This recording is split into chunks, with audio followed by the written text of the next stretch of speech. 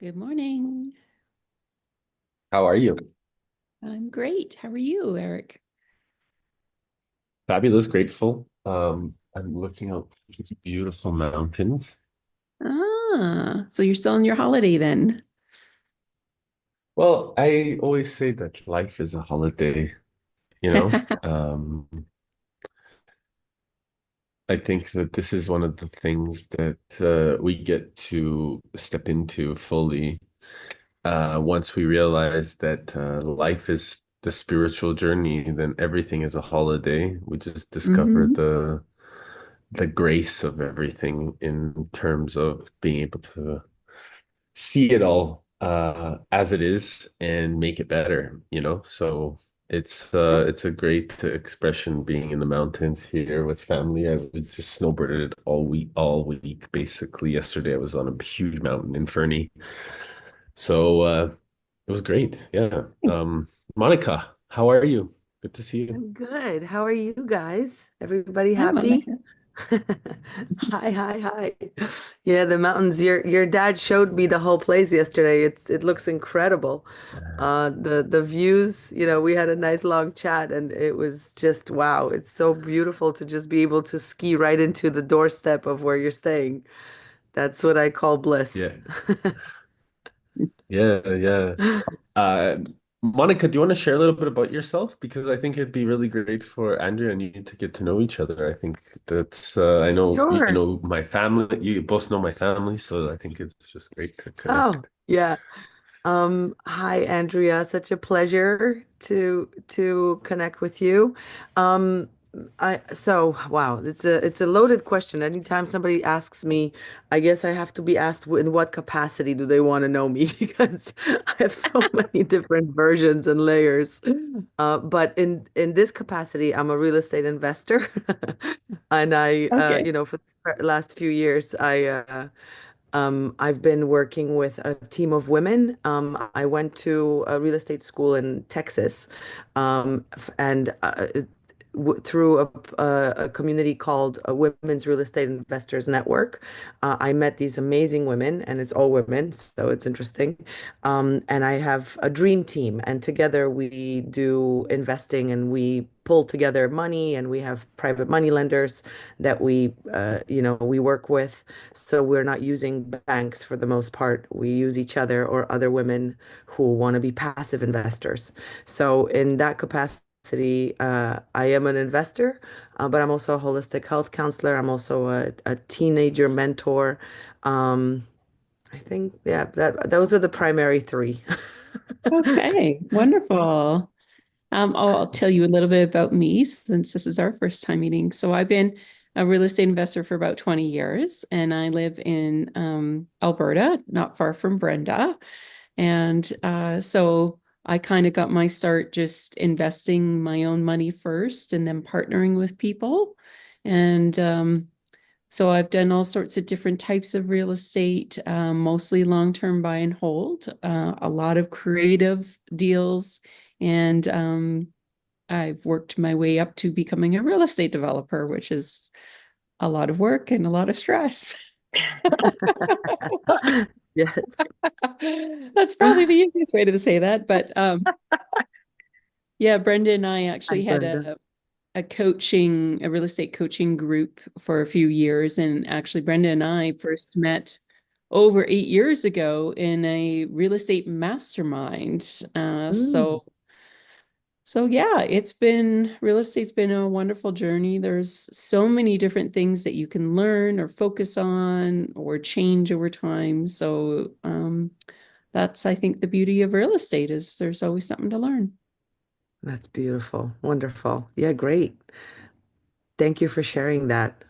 Yeah. I think there's so much power in real estate, for us women especially since uh I heard the statistic that 89% of real estate investors and developers are men. Sorry, Yeah, I'm Eric. We're yeah, coming to get you guys. they are. I went to an event in December and it was 95% men. I said to the guy, I said, you need to really get more women. And I actually spoke a little bit about when they asked me what I do.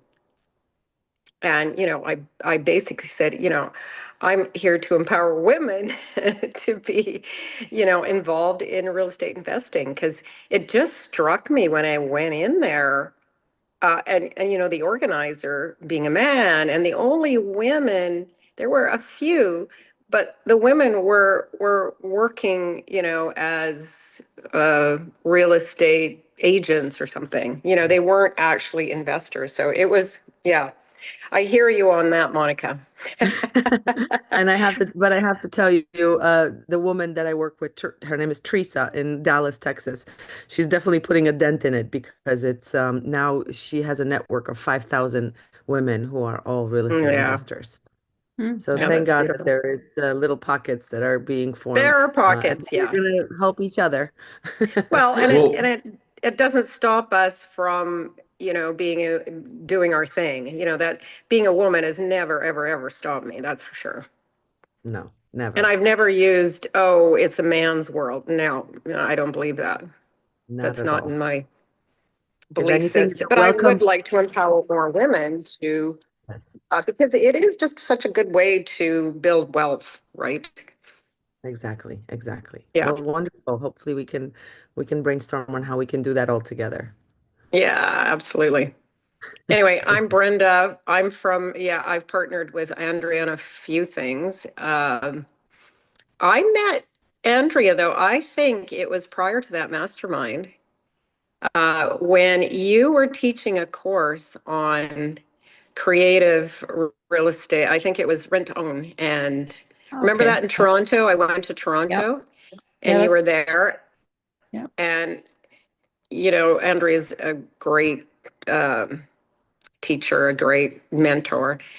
And I had taken that course, and I'm an action taker. So after I took that course, I went and bought 10 rent to owns in like a year or so. It was like ridiculous. I took it very seriously. I thought, because basically if you're not taking action, you can take all the courses in the world, yeah. Exactly. even though I don't necessarily, rent to own isn't my thing anymore. I found it challenging, Exhausting. and but I did it.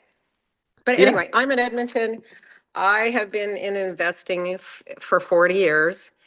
I'm an old timer. I started back in 1982.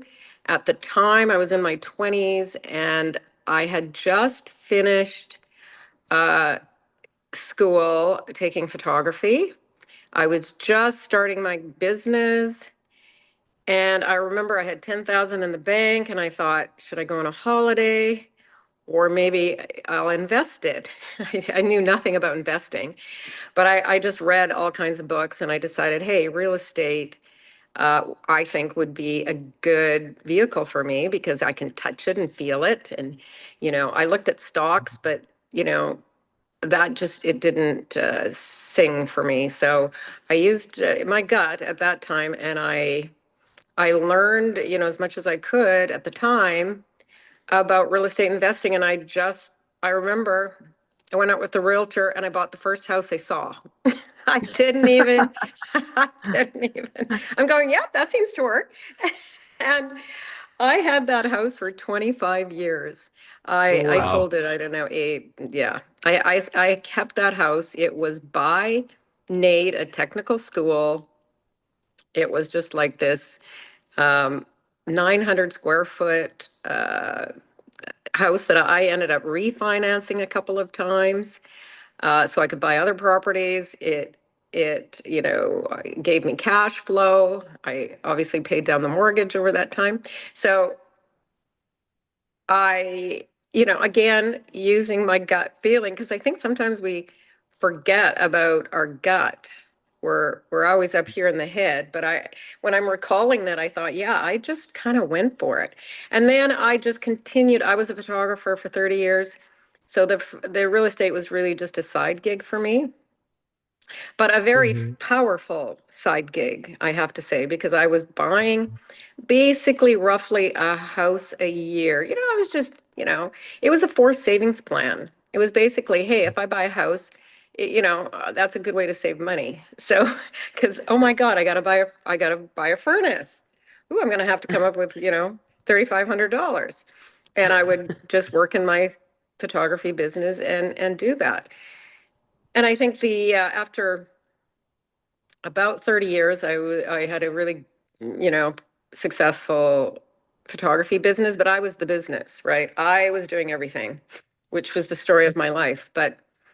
And I realized after about 30 years that my body, it was just very difficult for me to be carrying around at the time I was shooting a lot of weddings. I had started with fashion photography and I kind of did a lot of different commercial photography, families. And I really loved it, but it was just hard on my body because I was carrying around all that equipment all the time. And Yeah. I decided, and I was in a mastermind at the time, and I really struggled with moving away from my identity as a photographer because my whole identity was caught up in that. Oh, even my partner said, you're going to quit photography and do real estate full time. Like she's just like, yeah, that's kind of what I was thinking. And so at the time, and it's a young person's game to some degree. Yeah, there's a lot of, that's kind of how I felt. That's not necessarily the case, but suddenly everybody has an iPhone and they can take their own pictures. It was, I could see that business was changing, that industry was changing. So I decided Mm. I would just go into real estate full time. And I started doing flips because I had to find a way to, replace that money that I was making from photography. So I started doing flips. And so just over the years, I've done, not, I know Andrea has done a lot of creative financing. I pretty much would buy properties pretty conservatively. I would just get them from because I always felt like, am I going to go back and think, geez, I paid 5,000 too much 20 years ago? Like, if I found a property that would work, I would just buy it. If the numbers worked, and most of the time it's just through a realtor. Yeah. Recently I'm now doing more development, not quite to the extent Andrea is doing, but Andrea and I are doing a motel conversion in a small town in Alberta. And that's a learning experience on its own, like taking an old building in a smaller center and turning it into, apartments. Okay, that's got a lot of Mhm. challenges, financing. Andrea did find a really great contractor. I think that those guys are excellent. And they come from Red Deer to the little town where we're doing this is Sundre, which is how far away? Is that an hour An hour, away? an Yeah, hour an hour drive. away. Yeah. Yeah.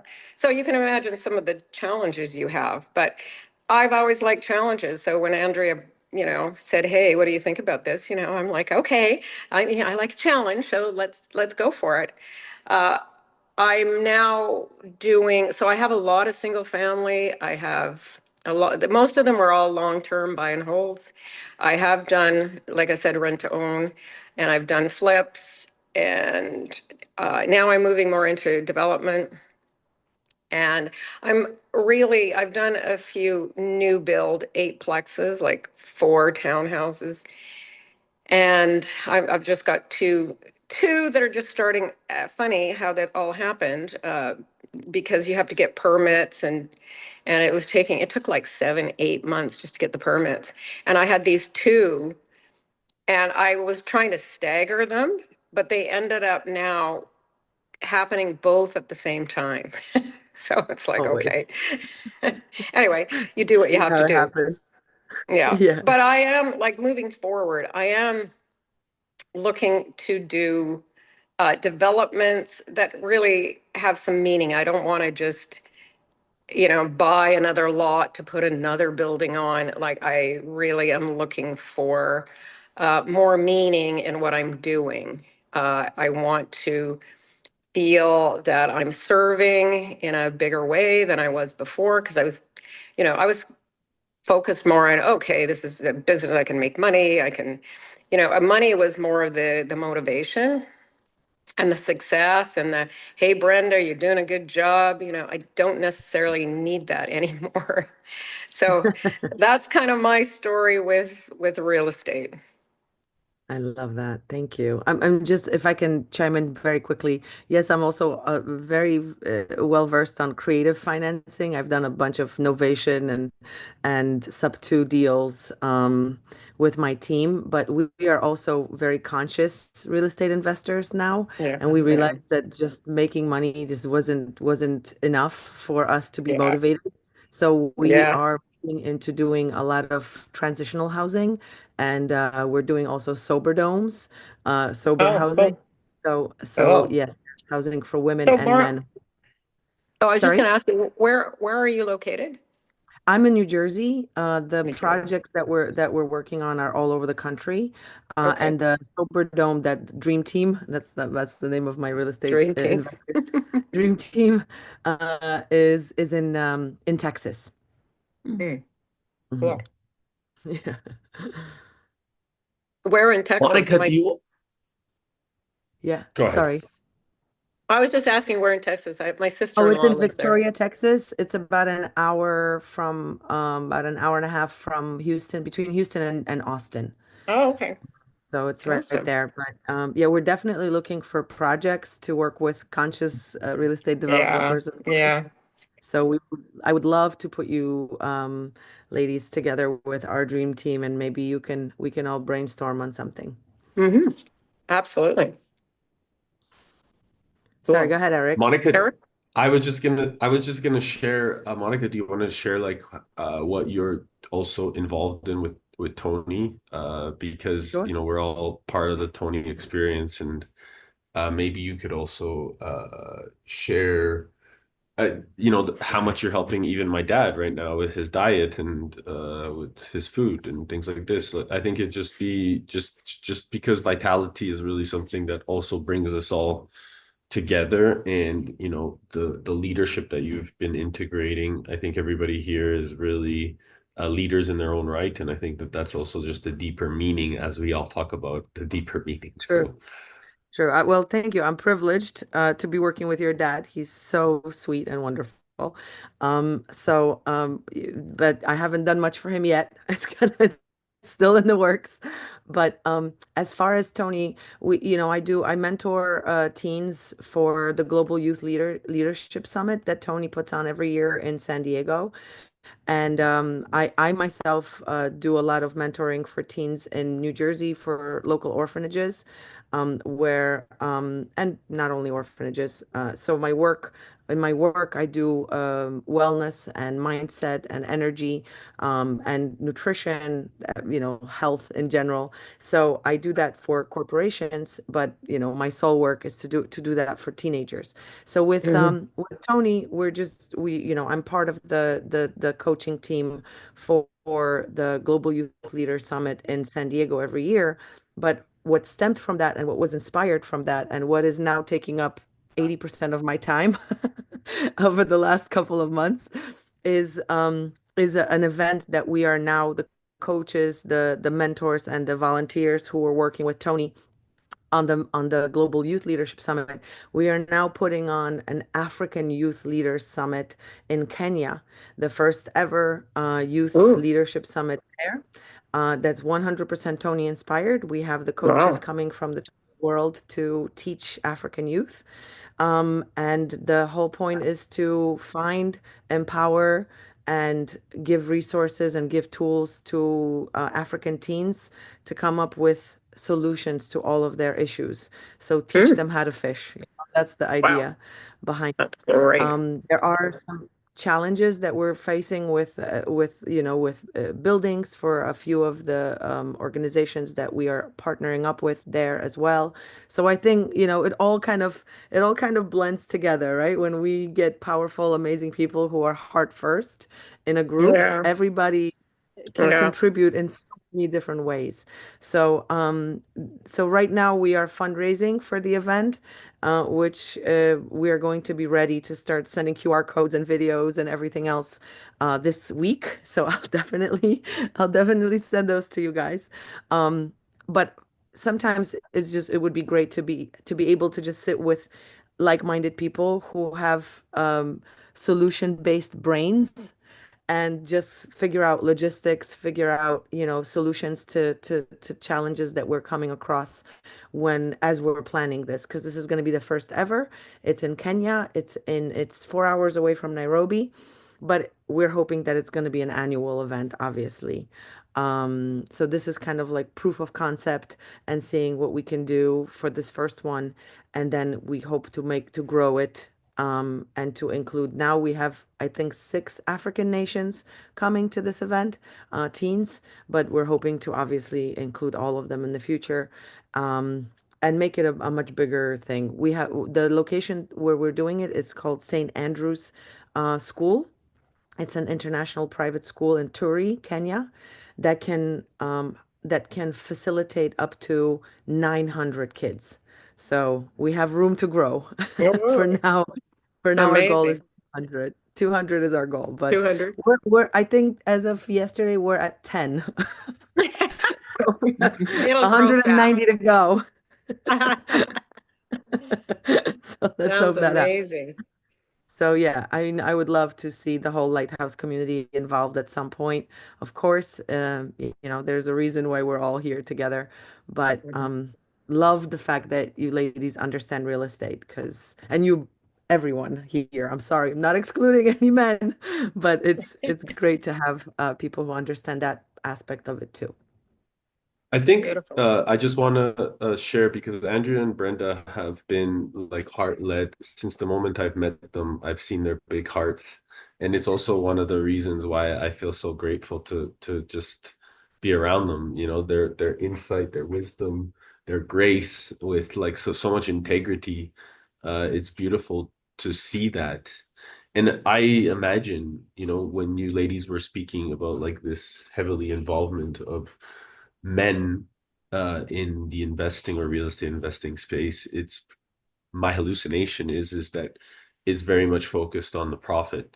And so uh, I believe, especially because of my experience with my sisters, my mother, my grandmother, that when it's coming from that true feminine power, like healthy feminine power, there's infinite possibility. So my goal is to bring as many of you powerful, empowered ladies together so that we can continue to do the things that are most meaningful. And using the vehicle that you experts, you ladies are way bigger experts in this than me.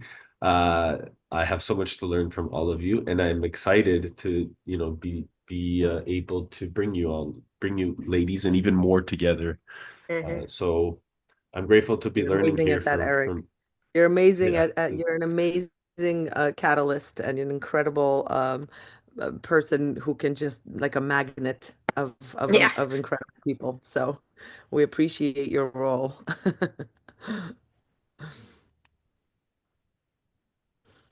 And Why Monica, do is you there lead? anything Yeah. we can do for you with With your AYLS. team? Yeah, is there anything we can do for you? Well, in Mm. the future, you're welcome to come and speak to them and be mentors, Hmm. and maybe teach about real estate. I think that would be fantastic, as That'd one be of the cool. many things that we can teach them. Yeah, Um, to be perfectly honest, right now, I think fundraising is going to be our biggest issue to get. fundraising. It's Hmm. about Hmm. 200. It costs $350 for each child to attend this event. Okay. We're hoping to raise, to raise enough to at least subsidize some of the kids. So to offer them scholarships of $200 per child. That way they can potentially raise within their families, within their communities. They can raise the other 150, skin Hmm. in the game, as we call it, right? In real Sure. estate world. Yeah. Yeah. Some of them need to have some skin in Exactly. the game. to see that they truly want to and they are truly working Right. towards it. So $200 is kind of our goal to pay for Okay. each child to be there.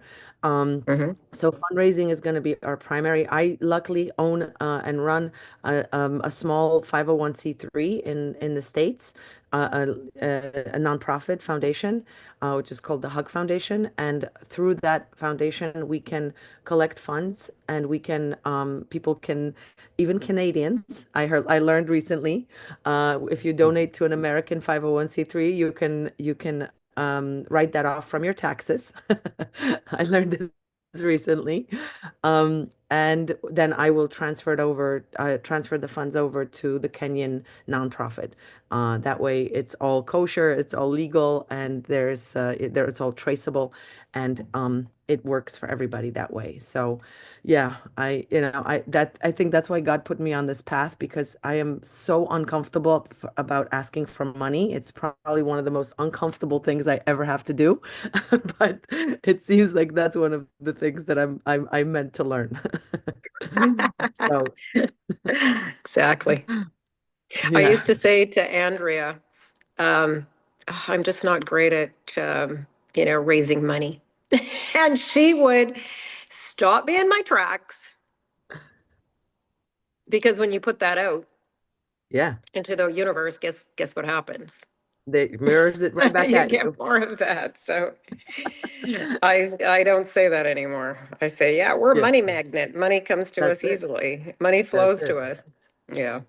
I say the mantra every day to myself about money as well. So So yeah, funny. but Yeah. but I am getting more and more comfortable about it. So Yeah. that's really the goal for because for next year I know we'll be able to get corporations involved and get big banks involved. We had a bunch of them already interested. They just Hmm. want to see the first one come to See it. fruition. Yeah. They Yeah. want to see it Proof of through proof of concept. Yeah. concept, and they Yeah. also their budgets are closed as of October. Right. And this was an idea that we floated in the fall, and then we decided like last minute that no, we're absolutely doing it in April. There's no Hmm. question about it. And Yeah. so that's why many of them, the budgets are just not available right now. So Yeah. we have to apply for Hmm. 2026 by October. Cool. That's the plan here. But I will be sending you information once we have the QR codes and everything is ready, which should Mhm. be by this weekend. I'll definitely send that out. Awesome. Love it. Hey, JJ, how are you? Thank you. Good. Hey, everybody. I'm Hi. listening. I'm Listening. sorry, not sorry. Sexy. Woohoo. I'm busy a little bit, but I'm listening. Much better. uh, right. I'm listening, and yeah, I'm good. I'm good. And I was listening about the real estate conversation earlier, and I also have some experience with real estate on my own. Hmm. Buying, renting out in a small scale. The market is a bit different in Europe than it is in the US, Canada, I guess. Just different regulations, so Yeah. it's not like the same game. It's a Right. different game, right? So anyway, Yeah. yeah. So there, I have experience, and I was always interested in like um, when it comes to real estate, an alternative way to live together more in a community way. Brenda and Eric, we had this discussion, and I'm always interested in finding other ideas and other ways of living together than Hmm. just in an apartment building Exactly. with neighbors you don't know, right? Which is also Hmm. very common here where I live, to be honest. Yeah. Now I'm living in a very different neighborhood right now. It's a totally different concept. And one day I would like to share this with you and show you around where I live and how, Hmm. what is my Sure. concept and what could be an Love. alternative way of living together, more like a Yeah. community, a modern, Yeah. not an like we don't live in the forest. It's a modern thing, right? Yeah. But I'm I happy love to it. share this with you one day and just maybe give you some ideas and yeah and Hmm. and Where in the world are you, JJ? I live in Switzerland. In Switzerland. Okay. Yeah, Europe, Which Switzerland. Yeah, city? yeah. I live in a town called Schaffhausen, which is in the north part of Switzerland. Okay, Look it up on great. Google and see the nice pictures you find there. You No, Oh, can, that's I'd yeah, love that, JJ, because that's where my interest is like that kind of community living, co-op. I just love all that. Healing center, we've talked about that at the yeah, Business Mastery, exactly. right? Yeah, And it's so funny because on my feed, this Arctic town, I forget the name of it. It has 250 people, and they all live in this big apartment building. And everything is in the apartment. Everything is in there, like the grocery store, the library, yeah, I'm like, yeah. wow. It was just in this one big, huge building. I thought, that is so cool. So it's kind of like these things, these sort of ideas are it's just like what JJ, you're living in some community. Um, it's just the universe brings to you what you're looking for. In other I words, was, as yes, we try to figure out what's the net, like as I look at, okay, what would be my next thing as far as real estate? It's yes, definitely going to be something Me too. different than I've been doing. I mean, the motel yeah, conversion is interesting because it is serving, we put in wheelchair access to a few of the units because they had like their demographics. Like when we talked to a property manager there, they said, well, it's senior in that town, seniors, it would be temporary workers and immigrants, which I wouldn't have actually thought that would be the demographic. But as Andrea and I can attest, it's a lot of seniors came to our open house. Mm, mm-hmm. And then, they don't want to do stairs. Right? They want to be and if they're in a wheelchair, well, perfect, because we have a few of those. So, we started a little bit of this thinking beyond just, turning it into an apartment building. I But love I that. want to go even further into what we talked about at Business Mastery. So, Well, are you I'm walking sorry I again? wasn't able. yes. I'm always JJ's walking. walking again. I'm always walking. I have to He's go always to walking. catch the train. It's Yeah. unbelievable, I know. Brenda, I like your idea. You said you want to convert a motel, and the motel is usually it's kind of an L shape or a U shaped thing where you have the parking space Hell. in it. That's a Yep. wonderful starting point for a community because you have Yeah. a yard that you could turn into a Mhm. community park or where Yeah. people come together. Yeah, actually, that is Great even idea. something we could look at in Edmonton, Eric, just like an old motel. Because Great idea. it is true. Like you could turn, like this is a small town, so it's a little, could you have made a community? I probably could have.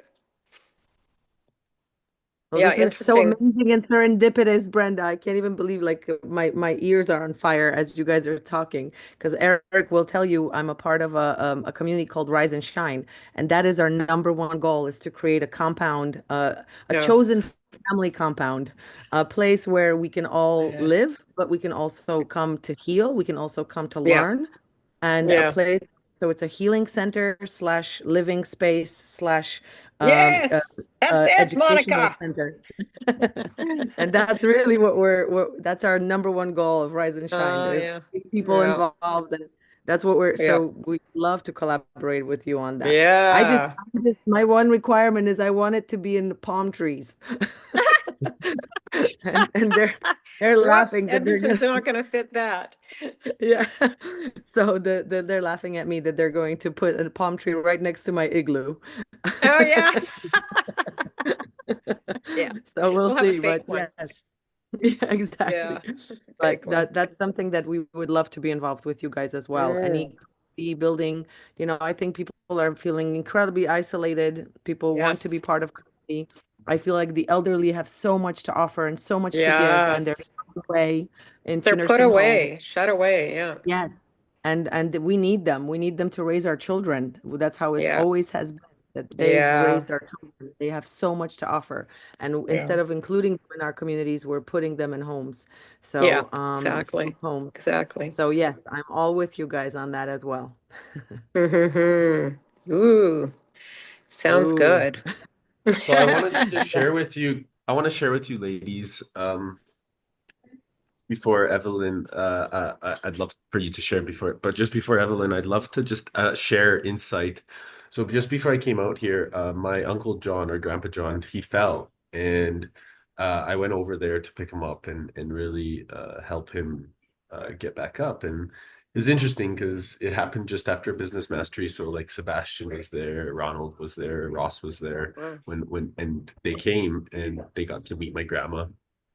And Uncle John. Well, we call him Uncle John, but he's really grandpa. He's been grandpa for like 20 years, 25 years. So what for me I realized is how much cognitive communication they also need, like the elderly. So he's 88 years old. My grandma's 87. She's been taking care of him. And not only does he need the cognitive communication and the because he has dementia and things like this, but also my grandma, like she's been taking care, she needs somebody to just communicate with, right?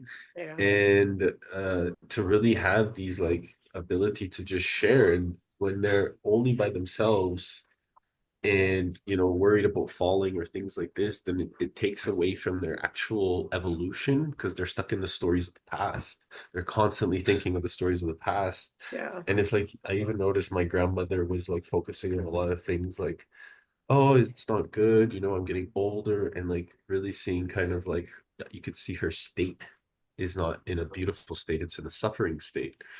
And uh, it's something that I'm really aware of. And then when I take my Uncle John to places to go and spend time, same thing, because there's just so much of this kind of negative communication that's happening around them, because it's almost like they're seeing the end of their life versus, hey, how can we like get curious about their wisdom, their experiences of life? How can they add value to the next generation? What stories can they offer? What teachings can they bring? And this is something that, I see as a huge problem, and it will continue to be for the baby boomers if we don't make a difference or make a change or create an opportunity that can be evolutionary. So this is something that also comes back to just the indigenous teachings, and something that I've been really fascinated by when I spent time with the elders all over the world, is just being there with them and listening to their stories. Like, it's just profound. They have so much guidance to offer, and there's so much uh, prophecy that's given through their experience of life. So just something that I wanted to share to highlight, because I think that this is such an important part of community or common unity. Um, what are your feelings, Evelyn? I know that you are also super much into community and holistic therapy and development. What are your feelings based off of everything? What are Um, you hearing? Hello, everyone. The feelings that I have is that the in my case, something that it's quite prominent is the understanding that there are lots of differences in each one of these experiences that they can bring forward. Talking about the elders, and that each one of them are very valuable and are a way of moving forward, as well as Monica said, their experience and their life has so much to teach us, and also are those ones that by generations they were the ones looking after our children. And it, as this book says, it takes a village to grow a kid, and they are the ones that can bring that forward in a sense that with quite kindness, that because of the world that we live in is quite difficult. We are in a mental kind of state constantly, and we need to generate and create and I'm not talking about being of service. I'm talking about the chaotic style of life that we have to keep up with, and that is taking us away from giving that time to our children. So creating a community where we can all share that part of thing, it's very important and necessary at this time. But it's also quite interesting to find the space where you are submersed in nature, so that you can allow that energy that we do need, our body needs, and allow them to be outside, the children, us, the elders, all together in a community space. Here in New Zealand, for Maoris, they have the maraes, and it's a sacred space where they gather, and that's kind of the way of living their community day by day. And you need to be invited into the maraes to be part of that experience. And for me, I've always envisioned a place where you could not only have the side here in New Zealand, for example, the indigenous side of things, but you can also bring, this is a multicultural country, and I think that nowadays most of the countries in the world end up being multicultural. So allowing those other understandings and experiences and knowledge to come forward and integrate in between all of it. So as a healing center, but also as a gathering space, a space of living. But I always envisioned, like, at the entrance of a space, kind of a path where you can actually integrate, hello, beautiful, integrate all the knowledge that has been around the world from different perspectives and nurture that side of things. Maybe it's too big, but it is part of No, what I there's would no love to such thing as bring. too big, Evelyn. No such thing. Thank you. Thank you for that. Yes. Beautiful vision. I must tell you, this is not far off from reality, what your vision is. It's exactly my vision too. It's in nature. It's, big plot of land. It's access to water, access to being in nature all the time, surrounded by nature. One of the people in my group, the Dream Team Real Estate Group, her name is Clark. She is I think it's pronounced lead, LED, inspector. So she is an inspector who certifies buildings as green buildings. She's very involved in modulars and eco-friendly, completely sustainable Oh, module builds, pre-built in factories in the States and in Canada. You guys are you're amazing at this in Canada, you guys. In Canada and in the United States, this is a huge industry right now where they're building prefabricated smaller, in not tiny houses, but small buildings that are pre-done and just delivered to an area, and they're completely self-sustainable. So it's like a closed circuit where everything, solar, everything is working within just the house. So, beautiful. and they're usually either recycled or organic materials that they're building it out of. So the way that we're doing things, girls, on Andrea and Brenda, with sheetrock and nails, that's going to be a thing of a past very soon. And that's the kind of buildings that we are thinking of. So we're actually actively looking for land, and we're actively looking for a piece of land where we can start, a beta community like that, where we can have everyone living together. I'm really passionate about youth. So a big issue in the United States is kids aging out of orphanages, aging out of group housing, where at 18 they're basically let go and they go on their own. and obviously horrible things happen during that transition. So I would love there to be a community where these kids can come and live and be an active member of that community, so they can come and live and work. And and there would be elders living there, and there we would have an animal shelter where animals can be paired up with the elders and paired up with these kids that are leaving orphanages, so they would have someone that they can take care of, and be committed to, and also share in the community. So we have a similar dream to all of you, to create that kind of a community, and we are actively looking for land. Um, just we need to decide where we want to really be with that first community. And then we will start. We already have 6 different modular companies that we're talking to about possibly being our partner in this. So That's just Wonderful. I love it. That's Yeah, one of hopefully fantastic. the we can open. things, oh, sorry. One of Go the ahead, things go that we ahead, really Andrea. know in Canada is that there's a lot of elderly people living in their single family houses by themselves, not because they want to, but because, going into a home, they're still in good health and they don't want to go into a home or an apartment building. So they still want somewhere to garden or putter or whatever. But, I think that they would also be open to moving to a community like this because they don't want to be alone, but they Yeah. don't Right. really have much for options.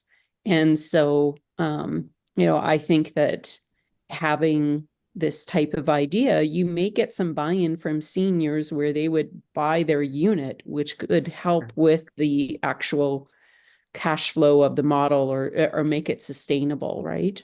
The Yes. other thing is like a friend of ours, I guess somewhere in Langley, British Columbia, there's a community that's specifically for people who um, are suffering from Alzheimer's and dementia. And so it's actually a closed community. And so you have like little houses, but they have a grocery store inside that community, so that there's a support of, I don't know if it's 30 or 40 buildings where people can live, but to help people transition through that last time period in life. So apparently that comes from somewhere like Norway or whatever, where they've done a few of those type of communities as well. So That would make sense. Norway is amazing when it comes to social services, so they would come up with a solution like that. For sure. It's interesting, like when I lived in Spain, uh, or when I lived in Brazil, I oftentimes noticed that it was so beautiful because we would have these like events or experiences in different places, and what they were like really big houses with lots of rooms, and then there were always the elderly that would show up at these events, or some lived at the house, and everybody would just like have this beautiful time and fun and experience. And then, I remember being there and be like, hey guys, let's make this island like that. Like instead of like just having a couple houses, we can make the whole island like really embody this type of experience. It would be And, awesome. yeah, well, because it's such a like artistic space, Ibiza, Spain, right? But not but and that was the same thing in like a lot of these things, like they have to be grown from the inside out. So it takes this importance of like really planting the seed, the mustard seed, and then as a result, it starts to grow and we can develop on top of it. And I think this is something that, we've been really focusing on integrating now in, Edmonton, really bringing that essence of that healing component, uh, bringing together the harmonious of all individuals, like different ages and spaces and places, so we can learn from each other. Because, I posted that picture of like the mirror, and to me, everybody is my Yes. teacher. You know, to me, everyone has offers wisdom. Everyone has a different essence of unique opportunity, and I believe that the next generations really need this from us, because this story of what's not possible is over. It's only about what's possible. Hmm. And I believe that this is kind of our contribution to, at least for me, my life, I choose to make it an experiment of contribution, of giving my whole entire journey to the experience of what is possible and to show what's possible if we live totally free, and give others opportunities to stand on their shoulders. So, Mhm. um, yeah. Agreed. Love it. Agreed. Love this conversation. Yeah. All the possibilities. I loved, one of the things you said, was it Monica?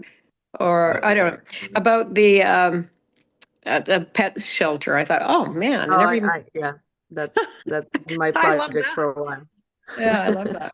Yeah, Oh, where yeah. there's so many lonely people on the planet. There's Why so not pair many. them? I know. And Why not pair them animals. with the lonely animals? Yeah. Yeah, that's beautiful.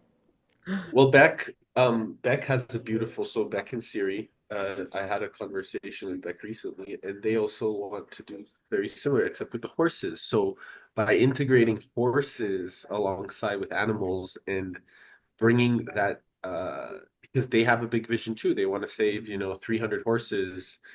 And so, for me, when I lived in Ibiza, so I'm just going back to my own experience, ladies. I apologize, but I think this is something that is really valid and valuable because a Mhm. horse has a powerful energy of exchange, and it becomes a really profound mirror.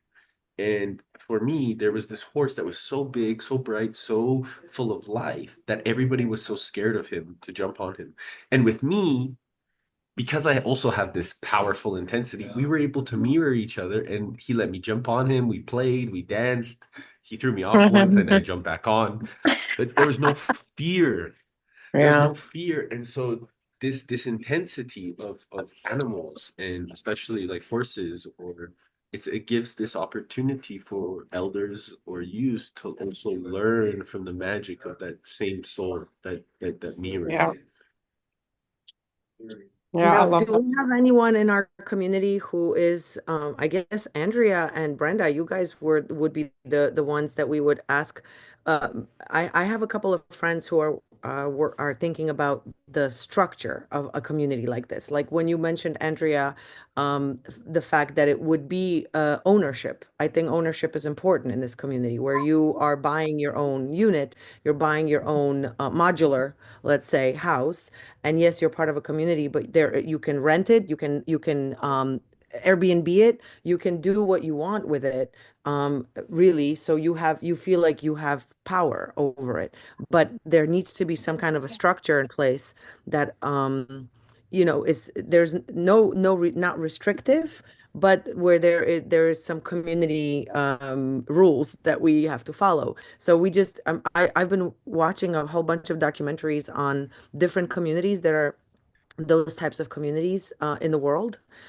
They're all over, and so many of them have their own farms where they provide food, not only, like co-ops where they grow their own food for the community, but they also sell. So then that way the community makes money as well. And many different ways that the community can make money, like a healing center within the community, where, the way that I always envisioned is all these different pods where everybody can go and be on their own if they need to, in singular or double occupancy, where they can be alone if they need to for processing and for healing. But when they want to be with someone else, they can. They Yeah. can have family over, and then a commune space in the middle of the community or somewhere. Obviously, it doesn't have to be in the middle, Yeah. but where people go to gather, to be in community, to cook together, to work together, to plot together, to brainstorm, to do everything that you can in a community, and to heal together and to meditate together. So I think some kind of a structure like that. But we're looking for people who have already been developing communities so they can help us create the structure. Does anybody know anybody like that? I don't know anybody like that, but my guess would be is it's going to be a multi-layered corporation of some sort because you want your dream team of people who are facilitating this to be kind of at the top. And then let's say, you have your healing center. Well, that's a business that's underneath, right? So it's almost like you're going to have a hold co, and then you're going to have your business over here for your healing center. But then you'll have another part of your, basically an umbrella, where this is where people buy their units, etc. So it's going to be a couple of different layers. But I think what the overarching thing would be is that whatever the businesses are that are associated help offset the cost of the community. So whether you're paying like a homeowners association fee or whatever, and that's the benefit, is if you volunteer or give back to the community, that could offset maybe some of your homeowners association, because you don't want people just to come and buy a unit and never go. That's No, not yeah. buying into the concept. That's a So great you would idea. want to, similar to a co-op, you'd almost want to like interview people and make sure that they understand. So maybe you have like a charter of this is what we believe in as a team or as a group, and this is what we're trying to foster, that sense of community. And so it's kind of like having a condo association or a strata, depending on where you are. And, the word is just basically it's a community, and these are the guidelines of what we believe. Because if somebody does step out of line, you have to have a way to either bring them back into harmony or to politely ask them to go, right? So as much as you might want to have, allow people to do an Airbnb, you might want to put some parameters around that, because you don't want the party people that are going to destroy anything, right? Right. So You have to keep the integrity of the place. yeah, so I think that it's going to be multi-layered, and whether you're doing it from the charity perspective or whether you're doing it from a business perspective, I think that that's where you can integrate different things. Like maybe you have, your community animal shelter where people volunteer until those, if somebody wants to just come take a dog for a walk, they can come take a dog for a walk, but they don't have to look after it every day. They might not have that ability, right?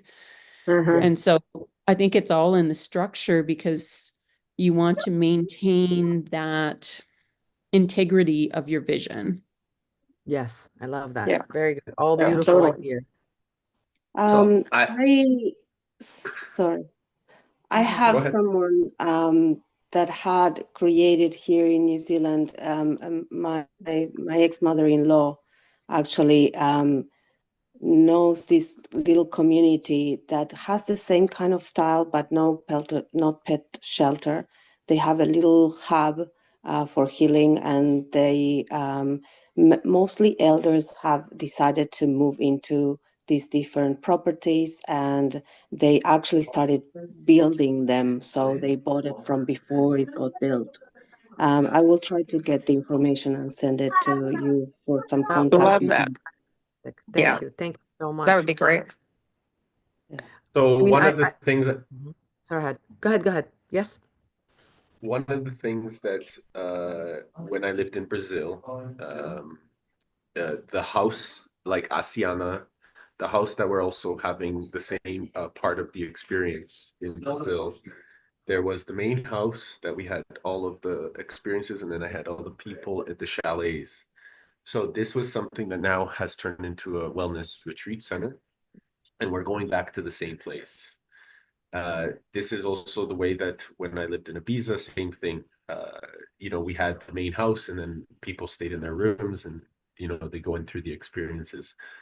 One of the things about the business, I believe personally, that making it a business is actually the route, because that's conscious business development. That's the evolution of making sure that it is not about charity. It's about helping others empower themselves to be artists, entrepreneurs, creators, sound healers, whatever they choose to be, however they want to be. And so when I was living in Brazil, I would invite different tribal leaders or different people to join us and add their gifts to the experience, and then people would pay as a result of going through that experience.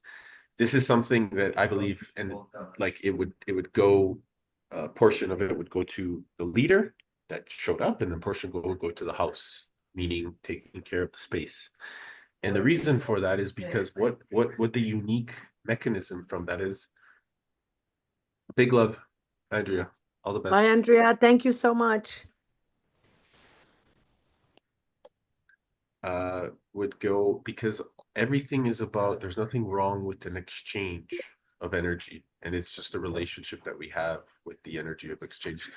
This is my perspective. So this is how we redefine business. This is how we redefine business principles, is making sure that energy exchange is about benevolence and abundance. And I believe that there's, from my perspective, and maybe there's a better one, I believe that there's a healthy exchange Agreed. that really can be good. So it's just our relationship with the money, with the wealth that we offer, and the opportunity and the value. If we give more value than anyone ever expects to receive, then as a result, we receive even more. And this is what Brenda has taught me. That's karma. This is something that I've learned from this brilliant woman that's here with us. So Just driving now, but I'm listening. No, this is great. I agree. I agree completely. I think it's really important to raise that whole stigma around money and just make money a part of love and abundance. It's just a part. It's a very important part of our life and our success. So, just the way that you described it is spot on in my opinion. And agreed. It absolutely needs to be a business. It needs to be a business where people come to heal, and they can either offer services, or they can offer money, or they can offer themselves, or they can offer volunteering, or there's different ways that they can pay in and buy in, but it's all exchange of some value, exchange of value, right? Whether it be monetary or in service. so Yes, speaking of the business, energy exchange. Yes, exactly. energy exchange. Yeah. And Exactly. speaking of business, we have the Business Mastery Lighthouse call right now, and a lot of the youth Oh, you want gotta to go. talk about the ecosystem. So no, we can. I'm just gonna share the link in the community, and I'll meet you all you ladies, if you can make it on that call. Just because I know the youth is waiting. Yes, so I'm gonna be there, but just so you know, I have a 10:30 Rise and Shine. I mean 11:30 Rise and Shine. So I'll be there for half an hour. Whatever, yeah, whatever feels best. Love you, ladies. Thank you Thank so you. much Love for you your You too. too. wisdom. Thank you. Thank you. Bye.